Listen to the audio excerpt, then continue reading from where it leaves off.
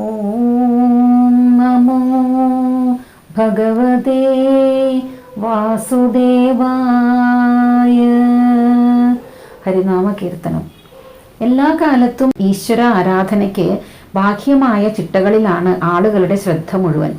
എഴുത്തച്ഛൻ പറഞ്ഞ ഈ മാത്സര്യാദി ചിന്തകളെ ഇല്ലാതാക്കണം എന്ന ചിന്ത വരെ ആർക്കും ഇല്ല. എല്ലാവരും പുറമേക്കാണ് നോക്കുന്നത്, ശുദ്ധിയുണ്ടോ അശുദ്ധിയുണ്ടോ എന്ന്. എഴുത്തച്ഛൻ പറയുന്നു, നാമജപത്തിന് ശുദ്ധിയോ അശുദ്ധിയോ ഒന്നും തന്നെയില്ല. അതാണ് 20ാമത്തെ പദ്യത്തിൽ പറയുന്നത്. ഋതുവായ പെണ്ണിനും ഇരപ്പനും ദാഹകനും പതിതന്നും അഗ്നിയജനം ചെയ്ത ഭൂസുരനും ഹരിനാമ കീർത്തനമിതൊരു നാളും ആർക്കും ഉടനരുതാത്തതല്ല. ഹരിനാരായണായ നമ. ഋതുവായ പെണ്ണിനും, സ്ത്രീകൾക്ക് ആർത്തവ സമയങ്ങളിലും, ഇരപ്പനും തെണ്ടി നടക്കുന്നവനും, അതായത് ഊരും പേരുമില്ലാതെ അവിടെ ഇവിടെയൊക്കെ ഇരന്ന് നടക്കുന്നവനും, ദാഹകനും ചുടുകാട്ടിൽ ശവശരീരങ്ങൾ ദഹിപ്പിക്കുന്ന ജോലിയിൽ ഏർപ്പെട്ടിരിക്കുന്നവനും, പതിതനും ഏതെങ്കിലും കാര്യത്തിനായി സ്വന്തം ജാതിയിൽ നിന്ന് ഭ്രഷ്ട് കൽപ്പിച്ച് അങ്ങനെ അധപ്പതിച്ചവൻ എന്ന് മറ്റുള്ളവർ ചിന്തിക്കുന്നവനും, ഇതിനൊക്കെ പുറമെ അഗ്നിയജനം ചെയ്ത ഭൂസുരനും, എല്ലാവരും ശ്രേഷ്ഠനെന്ന് കരുതുന്ന അഗ്നിഹോത്രാദി കർമ്മങ്ങൾ അനുഷ്ഠിക്കുന്ന ബ്രാഹ്മണനും, ഹരിനാമ കീർത്തനം ഈ ഹരിനാമ കീർത്തനം അഥവാ ഏത് ഭഗവത് നാമകീർത്തനവും ഒരു നാളും ആർക്കും നിഷേധിക്കപ്പെട്ടിട്ടില്ല. സ്ത്രീകൾ ആർത്തവ സമയങ്ങളിൽ ക്ഷേത്രത്തിൽ പോകരുതെന്നാണ് ചട്ടം. അപ്പൊ അതുപോലെ തന്നെ സ്ത്രീകൾക്ക് പല കാര്യങ്ങളിലും സംശയമുണ്ട്.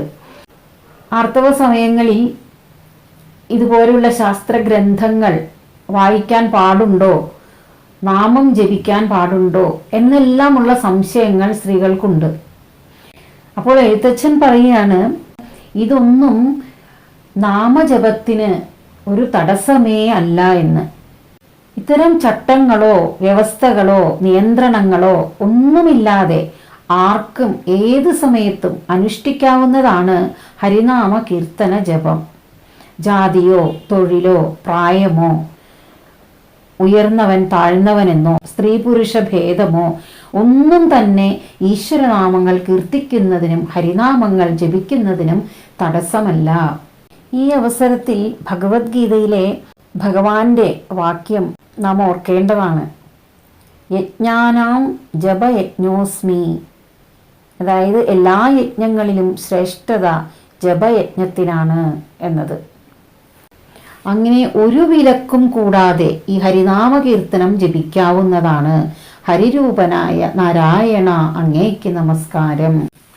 ഋതുമായ പെണ്ണിനുമിരപ്പന്നു ദാഹകനും പതിതന്നും അഗ്നിയജനം ചെയ്ത ഭൂസുരനും ഹരിനാമ കീർത്തനമിതൊരു നാളുമാർക്കും ഉടനരുതാത്തതല്ല. ഹരിനാരായണായ നമ. ഒരു യഥാർത്ഥ ഭക്തൻ, യോഗി അല്ലെങ്കിൽ ഭഗവാൻ ഗീതയിൽ പറയുന്ന സ്ഥിതപ്രജ്ഞൻ, ഇവരെല്ലാം ഒരേ ആളുകളാണ്. ഭഗവാൻ പറയുന്നു, ഇവർക്ക് വേണ്ടുന്ന ഒരേ ഒരു പ്രധാന ഗുണം എന്ന് പറയുന്നത് നിന്ദയെയും സ്തുതിയെയും ഒരുപോലെ കണക്കാക്കി അവയെല്ലാം മനസ്സിനെ ബാധിക്കാത്ത രീതിയിൽ തള്ളിക്കളയാൻ സാധിക്കണം എന്നാണ്. ഇതിൽ നിന്ദ എന്ന് പറയുന്നത് നമുക്ക് ഒരിക്കലും സഹിക്കാൻ പറ്റാത്ത ഒന്നാണ്. അതിനെക്കുറിച്ചാണ് എഴുത്തച്ഛൻ 21ാമത്തെ പദ്യത്തിൽ പറയുന്നത്. ഋഭൂഷനെന്നു ചിലർ ഭാഷിക്കിലും ചിലർകളി പാപിയെന്ന് പറയുന്നാകിലും മനസ്സിൽ ആവോ നമുക്കു തിരിയാ എന്നുറച്ചു തിരുനാമങ്ങൾ ചൊൽക. ഹരിനാരായണായ നമ. ഇവിടെ ഋകാരം പ്രചാരത്തിലുള്ള അക്ഷരമാണ്.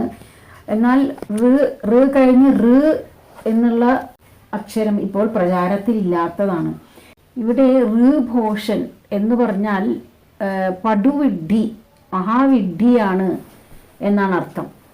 അപ്പോൾ ഋഭൂഷൻ എന്ന് ചിലർ ഭാഷിക്കലും, ഋഭൂഷൻ ഇവൻ പടുവിഡ്ഢിയാണ്, നിങ്ങൾ പടുവിഡ്ഢിയാണ് എന്ന് ചിലർ പരിഹസിക്കാം. ചിലർകളി പാപി എന്ന് പറയുന്നു. അതെ, മറ്റു ചിലർ ഇവൻ മഹാപാപിയാണെന്ന് കുറ്റപ്പെടുത്താം. ഇതെല്ലാം കേട്ടാലും മനസ്സിൽ അതൊന്നും കാര്യമായിട്ടെടുക്കാതെ, അതാണ് മനസ്സിൽ ആവോ നമുക്ക് തിരിയാ എന്നുറച്ച്, അതായത് എനിക്കിതൊന്നും അറിയില്ല എന്നുള്ളൊരു രീതിയിൽ ഭഗവാന്റെ തിരുനാമങ്ങൾ ചൊല്ലുക, ഭഗവാന്റെ തിരുനാമങ്ങൾ ജപിക്കുവാൻ നാരായണ അനുഗ്രഹിച്ചാലും ഇതെല്ലാം എൻ്റെ മനസ്സിനെ, നമ്മളെ ആരെങ്കിലും നിന്ദിച്ചുകൊണ്ട് എന്തെങ്കിലും പറയുമ്പോൾ ഇത് നമ്മുടെ മനസ്സിനെ ശുദ്ധമാക്കാനുള്ള ഭഗവാന്റെ ഓരോ പരീക്ഷണങ്ങളാണ്. അതായത് എൻ്റെ മനസ്സിനെ ശുദ്ധീകരിക്കാനുള്ള ഈ പരിശ്രമത്തിൽ എനിക്ക് നേരിടേണ്ടി വരുന്ന തടസ്സങ്ങളാണിതെല്ലാം.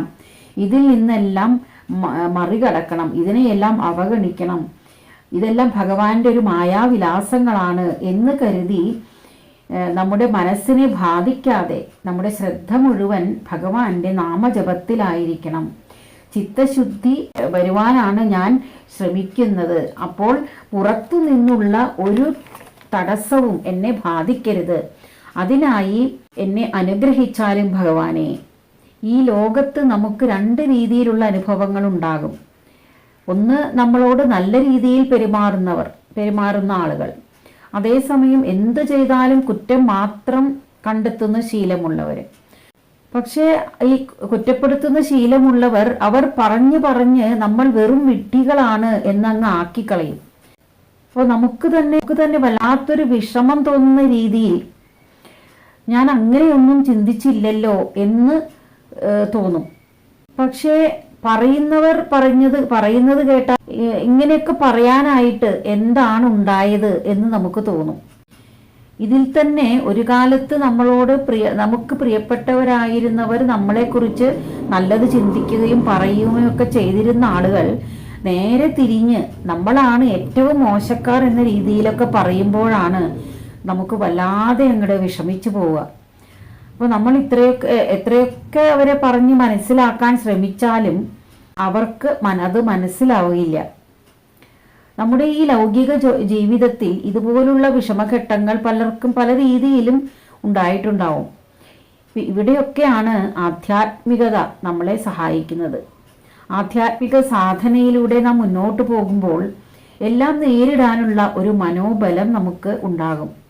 ഈശ്വര സാക്ഷാത്കാരമാണ് ജീവിത ലക്ഷ്യമെന്ന് കരുതി ചിത്തശുദ്ധിക്കായി പ്രയത്നിക്കുമ്പോൾ മറ്റുള്ളവരിൽ നിന്നുള്ള സ്തുതിയും നിന്ദയും എല്ലാം മനസ്സിനെ ബാധിക്കാത്ത തരത്തിൽ എന്നെ വിലയിരുത്തുന്ന ആൾ ഭഗവാൻ മാത്രമാണ് എന്നുറപ്പിച്ച് ഭഗവത് സ്മരണകളുമായി മുന്നോട്ട് പോകാൻ സാധിക്കും. സുഖദുഃഖങ്ങളും മാനാപമാനങ്ങളും സ്തുതി നിന്ദകളും എല്ലാം സമഭാവനയോടെ കാണാൻ സാധിക്കണം. അതിനാൽ എഴുത്തച്ഛൻ പ്രാർത്ഥിക്കുകയാണ്, നീ പടുവിഡ്ഢിയാണ് എന്ന പരിഹാസവും പാപിയാണ് എന്ന കുറ്റപ്പെടുത്തലുകളും കാര്യമായിട്ടെടുക്കാതെ ഉദാസീനനായി അതെല്ലാം അവഗണിച്ചുകൊണ്ട് തിരുനാമങ്ങൾ ജപിക്കാൻ കഴിയുമാറാകട്ടെ ഭഗവാനെ. അങ്ങേക്കായി നമസ്കാരം. ഋഭൂഷനെന്നു ചിലർ ഭാഷിക്കലും ചിലർകളി പാപിയെന്നു പറയുന്നാകിലും മനസ്സിൽ ആവോ നമുക്കു തിരിയായെന്നുറച്ചു തിരുനാമങ്ങൾ ചൊൽക. ഹരിനാരായണായ നമഃ. മന്ത്രശാസ്ത്രപ്രകാരം ഒരു ഗുരു തൻ്റെ ശിഷ്യന് മന്ത്രദീക്ഷ നൽകുമ്പോൾ മന്ത്രങ്ങൾ തിരഞ്ഞെടുക്കുന്നതിന് നാൾപ്പൊരുത്തം, രാശിപ്പൊരുത്തം, ഭൂതപ്പൊരുത്തം എന്നിങ്ങനെയുള്ള പൊരുത്തങ്ങൾ നിർണ്ണയിക്കേണ്ടതുണ്ട്. എന്നാൽ ഭഗവാന്റെ തിരുനാമങ്ങൾ ജപിക്കുന്നതിന് ഇങ്ങനെയുള്ള ഒരു പൊരുത്തത്തിൻ്റെയും ആവശ്യമില്ല എന്നാണ് എഴുത്തച്ഛൻ 22ാമത്തെ പദ്യത്തിൽ പറയുന്നത്.